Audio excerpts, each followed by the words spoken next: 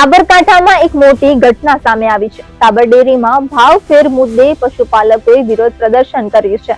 હજારોની સંખ્યામાં ઉમટેલા ખેડૂતો અને પશુપાલકોએ હંગામો મચાવ્યો હતો। પશુપાલકોએ હિંમતનગર તલોદ વચ્ચેનો મુખ્ય માર્ગ બંધ કર્યો હતો। રોડ પર બેસીને ખેડૂતોએ ચક્કાજામ કર્યો હતો। પશુપાલકોએ ડેરી સામે 25% સુધીનો ભાવફેર ચૂકવવા માંગ કરી છે। ખેડૂતોના ટોળા ઉમટતા પોલીસનો ચુસ્ત બંદોબસ્ત ગોઠવાયો હતો। ટોળાને નિયંત્રિત કરવા માટે પોલીસે ટીયર ગેસના 50 સેલ છોડ્યા હતા। આ ઉપરાંત 30 થી વધુ પશુપાલકોને રાઉન્ડ અપ કર્યા હતા। પોલીસે પશુપાલકો પર લાઠીચાર્જ કરીને 50 જેટલા ટીયર ગેસના સેલ છોડ્યા હતા।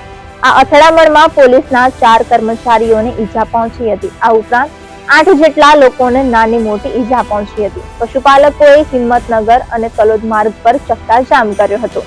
પશુપાલકોએ બંધ કરેલા મુખ્ય માર્ગો ખુલ્લા કરવામાં આવ્યા છે। પશુપાલકોનો મુખ્ય રોષ સાબર ડેરી નિયામક મંડળ સામે છે, જેઓ દૂધના ભાવફેરમાં 20 થી 25% જેટલો વધારો ચૂકવવાની માંગ કરી રહ્યા છે।